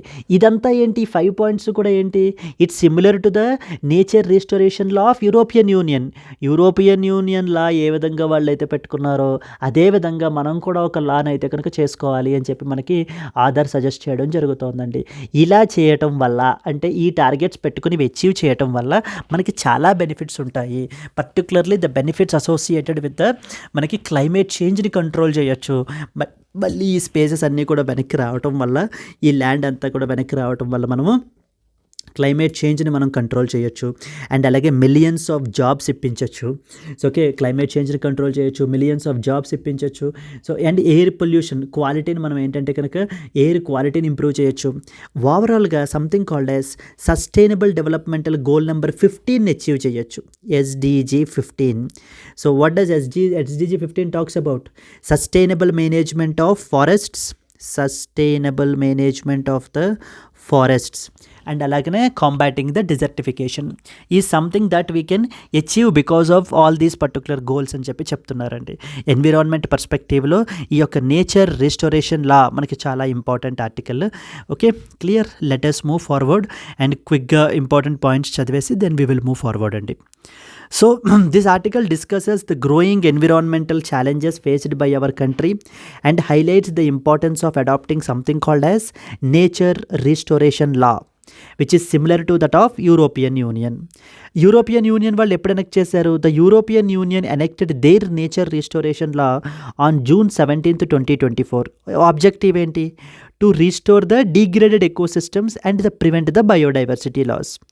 The article emphasized that India with almost 30% of its geographical area by land degradation requires a similar law to ensure sustainable ecological recovery. మనం కూడా ఏంటి అని అంటే కనుక వాళ్ళకిలాగే so similar recovery అనేటువంటిది మనకైతే కనుక ఉండాలి అని చెప్పేసి మనకు ఆథర్ చెప్పడం జరుగుతుంది. So the first and foremost NRL ఏం మ్యాండేట్ చేస్తుందండి? Restore at least 20% of the European Union's land and sea areas by the year 2030 and full restoration by the year 2050కి అచీవ్ చేయాలి. సో ఈ ఫోకస్ ఏంటి? Rivers, forests, agricultural lands, urban spaces and also it is aiming to plant around 3 billion ట్రీస్ని plan చేద్దాం అనుకుంటున్నారండి. And అలాగే to restore 25,000 kilometres of the free flowing రివర్స్ని వెనక్కి రీస్టోర్ చేయాలి అనేటువంటిది వీళ్ళ టార్గెట్ అనమాట. This law is part of European unions, this is very important for preliminary perspective, biodiversity strategy for the year 2030 and as well as something called as European green deal అని చెప్పేసి మనకి చెప్తారు, which aims to address the biodiversity loss and as well as ecosystem degradation. మరి మన కంట్రీలో పరిస్థితి ఎలా ఉంది? According to the Indian space research organisation ISRO 29.7% అంటే ఎంత అండి? Around 87 million hectares of the India's land is being affected by the degradation వల్ల మనకి ఎఫెక్ట్ అవుతుంది. And desertification alone impact the 83.69 million hectares like mainly A states? Gujarat, Maharashtra, Karnataka and Rajasthan being the majorly affected. అంటే మీరు GS paper 3 environment and climate change గురించి ఇలాంటి articles రాసేటప్పుడు way forward దగ్గర రాస్తున్నప్పుడు ఈ పాయింట్ మీరు మెన్షన్ చేయొచ్చు అండి. Like similar to that of the European Union's nature రిస్టోరేషన్లా మన కంట్రీలో కూడా మనం కూడా ఇలాంటి లీగల్లీ బైండింగ్ టార్గెట్స్ పెట్టుకుని ఒక లెజిస్లేషన్ అయితే కనుక తీసుకురావాలి. ఎందుకనంటే మన కంట్రీలో కూడా land around 29% according to ISRO వాళ్ళ యొక్క desertification and land degradation atlas ప్రకారంగా 29% of the India's land is being affected by that of degradation and desertification alone మనకి ఏంటంటే 83.6 మిలియన్ హెక్టార్స్ని అయితే కనుక ఎఫెక్ట్ చేస్తుందని చెప్పేసి రాసినప్పుడు so that will have a rock solid argument మనం అయితే చేసిన వాళ్ళం అవుతాం. And urban degradation in cities like Delhi, Bengaluru, they are exaggerating the environmental issues like air pollution and urban heat islands. So మీరు చూసినట్లయితే ఈ అర్బన్ హీట్ ఐలాండ్ ఎఫెక్ట్ అనేటువంటిది విపరీతంగా పెరుగుతుంది అండ్ ఎయిర్ పొల్యూషన్ ఢిల్లీలో మనకి విపరీతంగా పెరుగుతుంది. ఢిల్లీలో మనకి చూసుకుంటే ఇప్పుడు air quality something called as air quality index అండర్లో మనకి వెరీ పూర్ కేటగిరీలోకి వచ్చేసింది. సో దీని మూలాన్ని మనకి ఏమి ఇంట్రడ్యూస్ చేస్తున్నారు? సంథింగ్ కాల్డ్ GRAP అని చెప్పేసి అంటారు, గ్రేడెడ్ రెస్పాన్స్ యాక్షన్ ప్లాన్ అని చెప్పేసి, graded response action plan. So ఇది మనం నిన్నటి లైవ్ క్లాస్లో మొత్తం అంతా చాలా క్లియర్గా చెప్పడం జరిగిందండి. అసలు ఈ గ్రేడెడ్ రెస్పాన్స్ యాక్షన్ ప్లాన్ ఏంటి, దీంట్లో డిఫరెంట్ స్టేజెస్ ఏమేమి ఉంటాయి, commission for air quality management ఏంటి, ఇలాంటి ఆస్పెక్ట్స్ అన్నీ కూడా మనం అయితే కనుక కవర్ చేయడం అయితే కనుక జరిగింది. So if you do so love our classes you can take the advantage of the free classes as of now. So then if you really enjoy learning the things then definitely you can look into our current affairs course as well అండి. So very very very affordable ప్రైజెస్కి charges మనం అయితే charge చేయడం జరుగుతుంది. So that to have the access to everybody ఉండాలన్న ఉద్దేశంతో మనం ఏంటంటే అలా అంత తక్కువ మనం పెట్టడం జరిగింది. క్లియర్? ఇప్పుడు ఇండియాస్ ఎగ్జిస్టింగ్ ఎఫర్ట్స్, మరి ఇండియాలో ఏమేం చేస్తున్నారు మనం మాట్లాడుకున్నాం కదా. గ్రీన్ ఇండియా మిషన్ చేస్తున్నారు, national afforestation programme carry out చేస్తున్నాం మనం, Pradhan Mantri Krishi Sinchai Yojana, integrated watershed development programme, ఇవన్నీ చేస్తున్నాం. కానీ these programmes are insufficient to tackle the scale of the problem. ఈ మనకున్నటువంటి ల్యాండ్ డిగ్రేడేషన్ ప్రాబ్లమ్ని, ఇన్ని మిలియన్స్ ఆఫ్ హెక్టార్స్ మనకి ఏంటంటే లాస్ అయిపోతున్నటువంటి ప్రాబ్లమ్ని మనం ఏంటంటే we cannot just simply tackle with the existing programmes. Then what is required? A legally binding nature restoration law is necessary for our country to restore the ecosystems and thereby ensuring the sustainability. So what are the other suggestions? Some important suggestions ఇందాక మనం మాట్లాడుకున్నవే అవే points మనం ఇక్కడ రాస్తూ జరుగుతుంది. First one, restore 20% of the regraded land by 2030 with the goal to fully ecosystem recovery by 2050. ముందు 20% అయితే కనుక achieve చేయండి, తర్వాత 2050 నాటికి కంప్లీట్ రీస్టోరేషన్ చేయండి. అయితే ఈ యొక్క రీస్టోరేషన్లో forests, rivers, agricultural lands, urban green spaces ఇవన్నీ కూడా ఉంటాయి. సెకండ్ ఏం చెప్పాం? వెట్ ల్యాండ్ ప్రొటెక్షన్ గురించి మాట్లాడాం. 30% of the critical wetlands like for example Sundarbans, Chilika lake, వీటిని రీస్టోర్ చేయండి. బికాజ్ ఎందుకంటే అవి బయోడైవర్సిటీని ప్రమోట్ చేస్తాయి, కార్బన్ సీక్వెస్ట్రేషన్ చేస్తాయి, so they can store the carbon. So okay, then biodiversity in agriculture, third important one. So promote biodiversity in agricultural practices like to restore ecological balance and prevent the soil degrade అవ్వకుండా మనం చూసుకుందాం.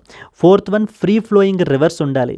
Focus on restoring the free flowing rivers such as Ganga and Yamuna. ఏమేం చేయాలి? Reduce the pollution and any obstructions ఉంటే వాటిలన్నింటినీ కూడా remove చేయండి. And finally urban green spaces. So ensure that cities develop green spaces to combat the heat islands, improve the air quality and promote the urban sustainability. So at the end of the day ఇవన్నీ మనం initiatives తీసుకోవటం వల్ల మనము millions of జాబ్స్ని create చేయించవచ్చు. And అలాగనే climate change బారిన మనం ఏంటంటే కనుక తగ్గించవచ్చు, క్లైమేట్ చేంజ్ యొక్క ఇంపాక్ట్ని. సో ఈ విధంగా సస్టైనబుల్ డెవలప్మెంట్ని ప్రమోట్ చేసి సస్టైనబుల్ డెవలప్మెంట్ గోల్ నెంబర్ 15ని కూడా మనం ఏంటంటే కనుక రీచ్ అవ్వచ్చు. Because it is our target to reach by the year 2030 అని మనకు ఆథర్ అయితే మాట్లాడుతున్నారండి. So these are the important points that you are expected to know about. Let us move to the next article. Muizu introduced the India's UPI payment service to boost the economy. So Maldives, Mohamed Muizzu is the president of Maldives అండి. So జనవరి నుంచి మొన్న June వరకు కూడా the relation between India and as well as Maldives is completely strained. అయితే మాల్దీవ్స్లో మనకి India out campaign, మన యొక్క ఇండియన్ ట్రూప్స్ అందరినీ కూడా బయటికి వెళ్ళిపోమని చెప్పేసి ఇండియా అవుట్ క్యాంపెయిన్ అనేటువంటి క్యాంపెయినింగ్స్ అయితే నడిచాయి. సోషల్ మీడియాలో కూడా మీరు చూసే ఉంటారు, బాయ్కాట్ మాల్దీవ్స్ అని చెప్పేసి కూడా మనం చూడడం జరిగింది. అయితే ఈ తరుణంలో there is a change in the Maldives యొక్క స్టాన్స్ అయితే కనుక మనకి చేంజ్ అవ్వడం జరిగింది. రీసెంట్లీ మొన్న మొహమ్మద్ ముయిజు మన కంట్రీకి అయితే విజిట్ చేశారు. విజిట్ చేసి he is asking the assistance of the Indian government. So మా యొక్క ఆర్థిక పరిస్థితులు, మా యొక్క సమస్యలు మీకు తెలియనివి అయితే కనుక కాదు. So what we want is, so we want some sort of assistance from you. So that మనం ఏంటి అని అంటే కనుక ఈ యొక్క క్రైసిస్ సిచ్యువేషన్లోంచి మేమైతే కనుక బయటకు వస్తాము అని చెప్పేసి మనకి మొహమ్మద్ ముయిజు అయితే మొన్న మాట్లాడడం జరిగిందండి. ఇప్పుడు మనకి ఏంటంటే మన కంట్రీలో రెవల్యూషనైజ్ చేసినటువంటి అంటే పేమెంట్ ఎకో సిస్టమ్నే రెవల్యూషనైజ్ చేసేసింది ఈ రోజున మనకి యూపీఐ సిస్టమ్ అనేటువంటిది. So okay, UPI payment system, ఇదే సిస్టమ్ని వాళ్ళ కంట్రీలో కూడా అయితే కనుక ఇంట్రడ్యూస్ చేయడానికి మనకి ఏంటి అని అంటే కనుక so it has been decided by the president to include this UPI system in their country అని చెప్పేసి మనకి ఆర్టికల్ అయితే కనుక పబ్లిష్ అయిందండి. So this is something that you are expected to know about. Let's read the important points. The Maldives has taken a very significant step by collaborating with India to introduce the India's UPI, Unified Payment Interface System in their country, which is aimed at enhancing the economic activity and వాళ్ళ యొక్క digital పేమెంట్స్ని ఎకోసిస్టమ్ని strengthen చేయడానికి మనకి ఏంటి అంటే కనుక so the Maldives అయితే కనుక చేయడం జరిగింది. So here you can see this is what is the country Maldives అండి. మనకి ఇండియన్ ఓషన్ రీజియన్లో మనకైతే కనుక ఉంటుంది Maldives, south of India. Okay. So south of India మనకి మాలే అనే క్యాపిటల్ తోటి స్ట్రాటజిక్ లొకేషన్ ఉంటుందన్నమాట. మనకి Maldives is very important country because its geographical location is something which is very important for us. So the Maldives president Mohamed Muizzu has initiated the efforts to bring the India's UPI system to the island nation. So ఈ యొక్క island నేషన్కి మనకి ఏంటి అంటే తీసుకురావడం జరిగింది. This marks a step towards improving the digital payment infrastructure in the Maldives. So a consortium that is led by Tradenet Maldives corporation limited has been set up. అయితే ఒక కార్పొరేషన్ మనకి ఎస్టాబ్లిష్ చేశారనమాట. మరి ఇదంతా ఫెసిలిటేట్ చేయాలి కదా వాళ్ళ కంట్రీలో కూడా. ట్రేడ్నెట్ మాల్దీవ్స్ కార్పొరేషన్ లిమిటెడ్ అనేటువంటి దాన్ని ఎస్టాబ్లిష్ చేశారు to facilitate introduction of UPI serving as a leading agency to manage it's implementation. వాళ్ళ కంట్రీలో యూపీఐని ఇంప్లిమెంట్ చేయడానికి ఈ యొక్క ట్రేడ్నెట్ మాల్దీవ్స్ కార్పొరేషన్ లిమిటెడ్ అనేటువంటి బాడీని మనకి ఎస్టాబ్లిష్ చేయడం జరిగింది. ఈ యొక్క యూపీఐ ఇంట్రడ్యూస్ చేయడం వల్ల మనకి ఏం ఇంపాక్ట్ ఉంటుంది? It is aimed at boosting the economy of the Maldives by providing a seamless and efficient payment solution. Thereby ఆ కంట్రీలో ఫైనాన్షియల్ ఇంక్లూజన్ని ప్రమోట్ చేయడము and it can even strengthen the economic ties with the India. So మరి మాల్దీవ్స్ గురించి 2 important పాయింట్లు తెలియాలి కదా మనకి. It's a low lying island country in the north central Indian ocean రీజియన్లో మనకైతే కనుక లొకేట్ అయ్యి ఉంటుందండి. సో అరౌండ్ 1200 కొరల్ ఐలాండ్స్ మనకి ఏంటి అని అంటే కనుక ఇక్కడ లొకేట్ అయ్యి ఉన్నాయి. So Maldives is a tourist destination even. It is located close to our India and as well as the Sri Lanka. These islands have Sandy beaches, lagoons and as well as lush coconut palms. They stretch over around 510 miles from the north to south. So this Maldives is vulnerable to sea level rise. ఈ యొక్క sea level rise కి particularly which is enhanced by that of the climate change వల్ల మనకి ఏంటి అంటే కనుక ఆ యొక్క ఇంపాక్ట్ ఇంకా పెరగడం జరుగుతుంది. As none of the islands stand more than 1.8 meters above the sea level. And you can expect one possible mains question because of due to the request from the few students. So I thought to add few mains questions as well. So wherever appropriate, it's not for all and only for the few news articles. Discuss the role of digital payment systems like UPI in strengthening the bilateral economic relations between India and the neighboring countries like that of the Maldives. So how it can help in revolutionizing the economic ties మనకి ఏ విధంగా మనకైతే కనుక strengthen అవుతున్నాయి అని చెప్పేసి this can be a standalone question or you can while you are writing about economic ties between India and as well as Maldives గురించి మీరు రాసేటప్పుడు అక్కడ కూడా మీరు ఏంటంటే మెన్షన్ చేసుకోవచ్చు the recent introduction of the India's UPI in the Maldives so will definitely help in enhancing the relation between India and as well as Maldives అని చెప్పేసి కూడా మీరు చెప్పచ్చు అనమాట. Yes అండి, that was the other important article. Let's move to the next one. World lags on 2030 nature goals as COP16 talks begin. Yes. So this is also environment బయోడైవర్సిటీకి సంబంధించినటువంటి important article అండి మనకి ఇది. COP16 అంటారు. What does COP stands for? COP stands for conference of parties అండి. COP stands for conference of parties. So COP16 ఏం conference ఇది? Climate change conference? No, it is biodiversity conference ఇది మనకి. It is a biodiversity conference. Okay, biodiversity conference మనకి ఇప్పుడు COP16 biodiversity conference 2024 మనకి ఎక్కడ జరుగుతుంది? కొలంబియాలో మనకి ఏంటి అని అంటే కనుక ఈ యొక్క 2024 COP16 బయోడైవర్సిటీ కాన్ఫరెన్స్ అయితే జరగబోతుందండి. దీని అండర్లయింగ్ రెండు ఇంపార్టెంట్ పాయింట్స్ మీకు ఖచ్చితంగా తెలియాలి. సో ఇది నేను ఆల్రెడీ లైవ్ క్లాస్లో కూడా కవర్ చేయడం జరిగింది.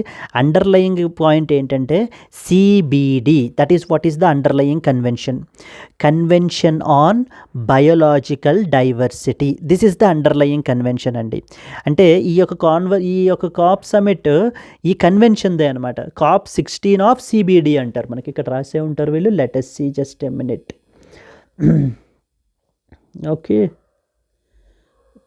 ఎస్, వీళ్ళు డైరెక్ట్గా they mention it UN biodiversity summit అని చెప్పేసి మనకి మెన్షన్ చేయడం జరిగింది.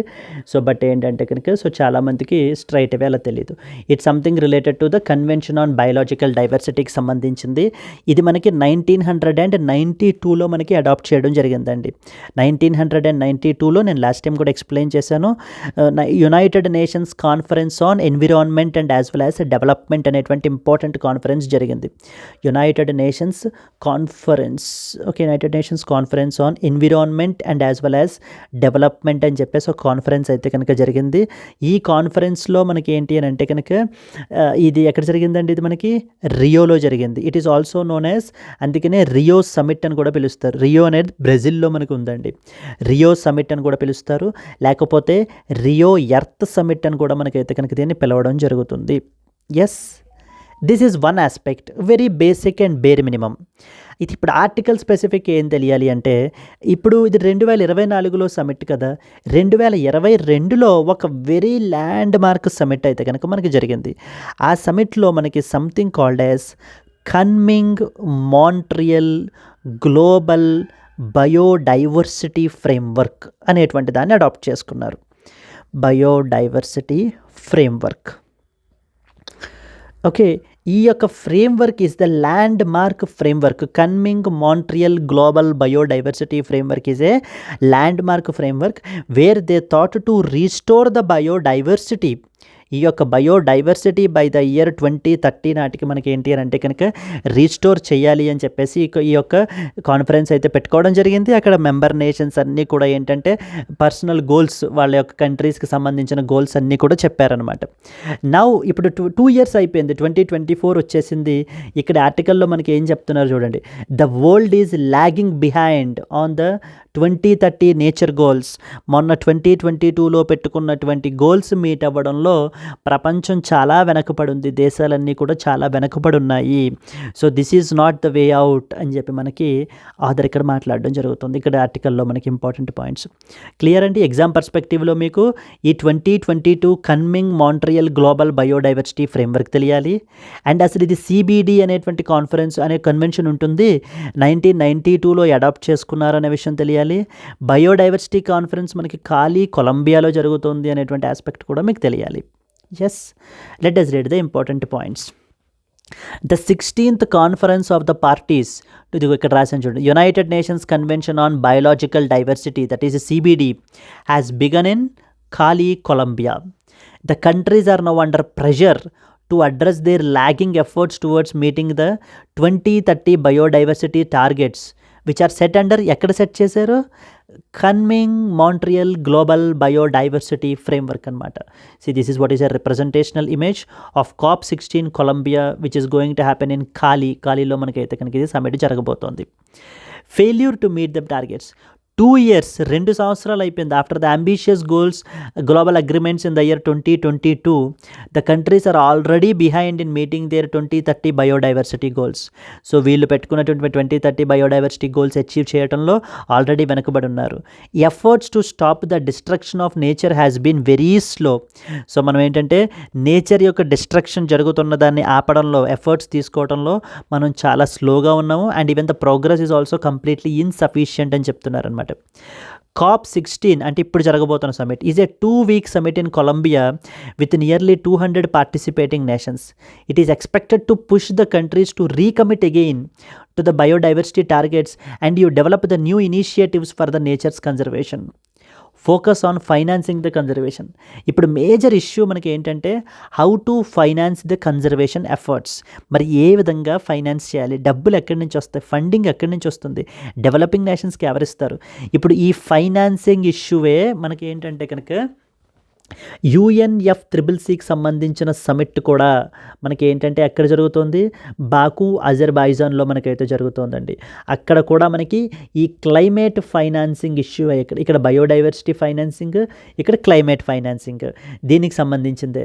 So okay, new collective quantitative goal అని చెప్పేసి మనం డిస్కస్ చేయడం జరిగింది, NCQG అని చెప్పేసి ఎస్టర్డేస్ క్లాస్లో మనం. So if you have not watched please do watch అండి. At least if the time did not permit you, then at least మీకు ఏంటి అని అంటే కనుక నోట్స్ అయినా కూడా చదవడానికి ప్రయత్నించండి. Because what happens is you will be missing some important points. So the funding shortfalls and delay in developing the national biodiversity strategies and action plans have been hampered progress. ఏమీ కూడా develop అవ్వలేదు. అంటే దేశాలన్నీ కూడా వాళ్ళ యొక్క ప్లాన్స్ని like in the form of national biodiversity strategies and action plans అండర్లో మనకి ఏంటి అని అంటే కనుక తీసుకుని రావడం అయితే జరిగింది. బట్ వీటి ప్రోగ్రెస్ అయితే కనుక కంప్లీట్లీ స్లోగా ఉంది అని మనకి ఆథర్ చెప్తున్నారండి. ఇక్కడ మనకి ఆర్టికల్లో చెప్తున్నారు, there has been no reduction at all in destructive activities like logging and overfishing. ఎక్కడ మనకి తగ్గలేదు, thereby threatening the biodiversity. The governments have missed the key deadlines on action plans and many countries are also behind their even submitting their NBSCAPs. So the goal of preserving 30% of land and sea by 2030 is in danger of not being met. మనకి ఈ యొక్క GBF global biodiversity ఫ్రేమ్వర్క్లో పెట్టుకున్న target ఏంటంటే 30% of the land and as well as sea need to be preserved by the year 2030. The slow pace of submissions and lack of clarity on how targets will be achieved so indicates that further action is necessary. ఇదే దాని మీద మీకు mains question ఎలా అడుగుతారు అని అంటే ఒక important question, discuss the challenges and solutions in achieving the global biodiversity targets particularly in light of the slow progress towards the coming Montreal Global Biodiversity Framework. ఇదే క్వశ్చన్ స్ట్రైట్ అయిపోయి మీకు. So right in 250 words అని చెప్పేసి మనకైతే కనుక అడుగుతారండి. So you need to explain so the important challenges that are there and the solutions that are there అనేటువంటివి మీరు ఏంటి అంటే కనుక ఎక్స్ప్లెయిన్ అయితే కనుక చేయాలి. Clear? So this is another important article that you are expected to know అండి. Moving to the next important one, secularism is a core part of the constitution అని చెప్పేసి రీసెంట్గా మనకి సుప్రీంకోర్టు అయితే చెప్పడం జరుగుతుంది.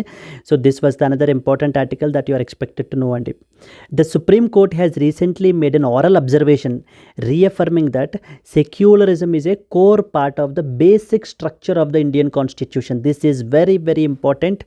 1973 కేశవానంద భారతి కేస్, కేశవానంద భారతి కేసులో మనకి ఈ యొక్క landmark innovation called as doctrine of basic structure అనేటువంటి దాన్ని మనకి సుప్రీంకోర్టు అయితే తీసుకుని వచ్చిందండి. ఏంటి doctrine of basic structure?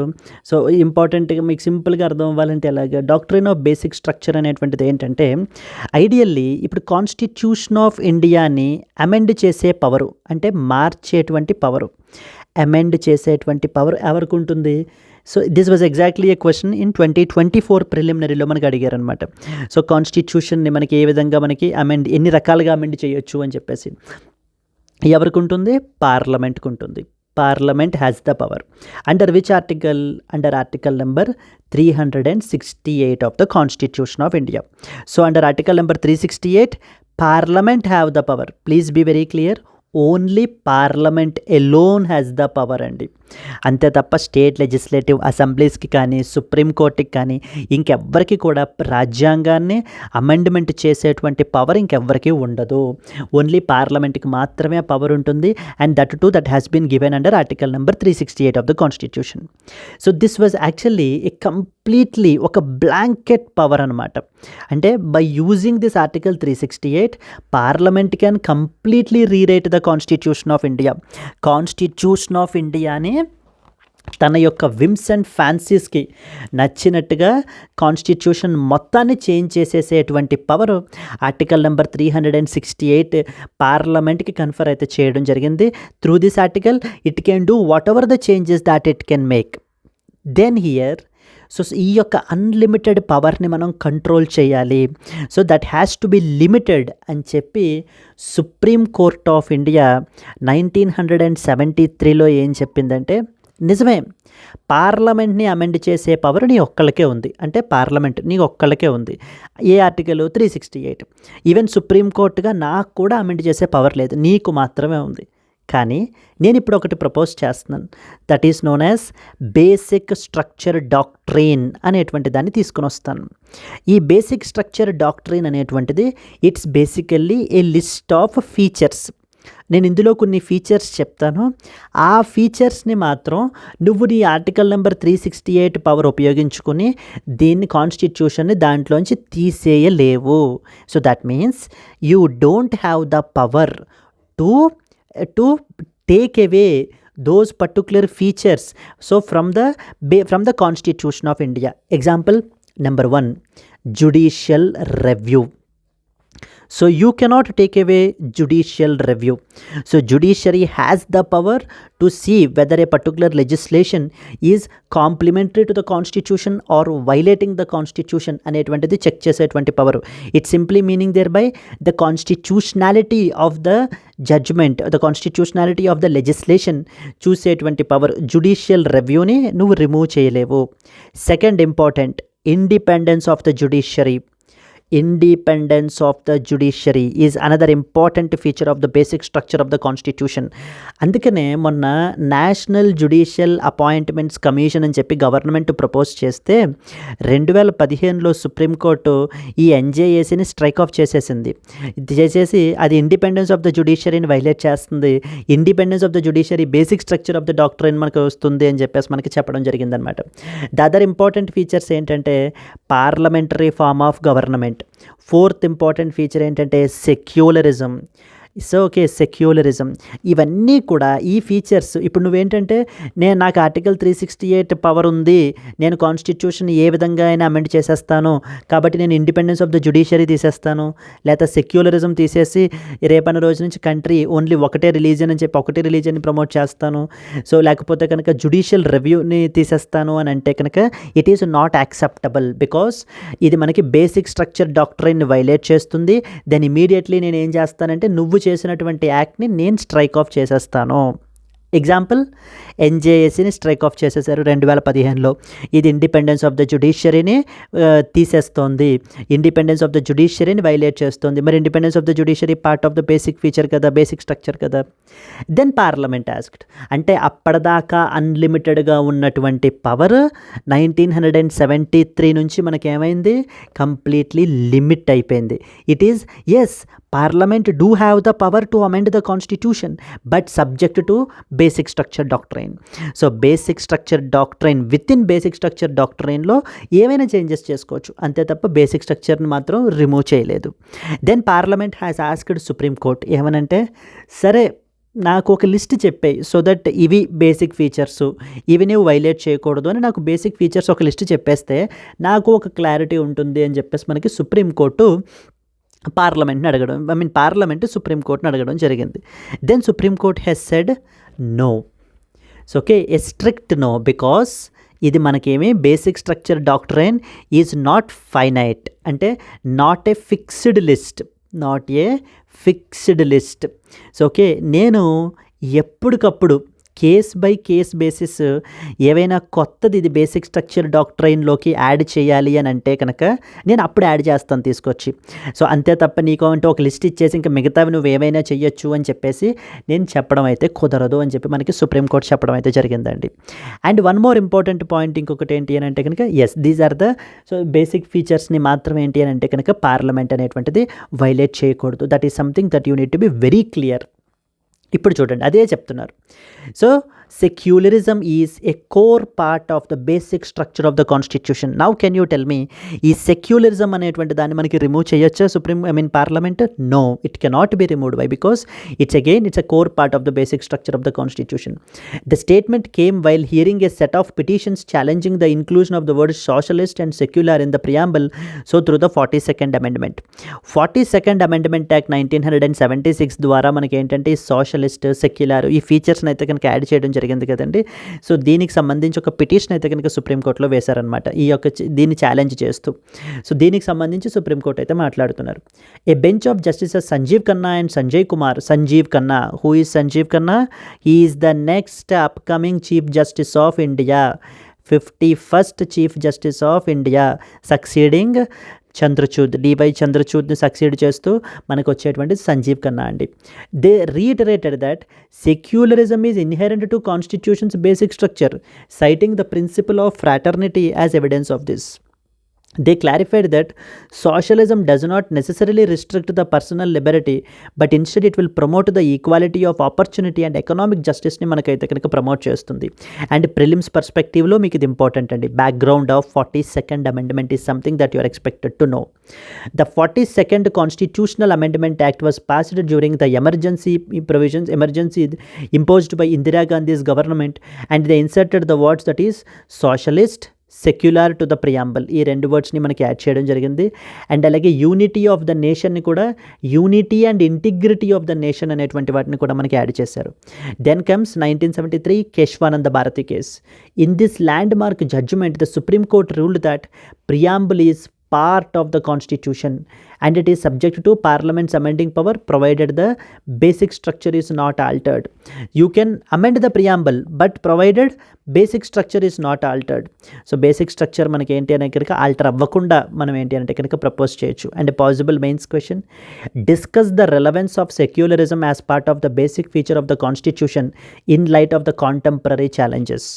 So this was another possible question అండి that you can think about.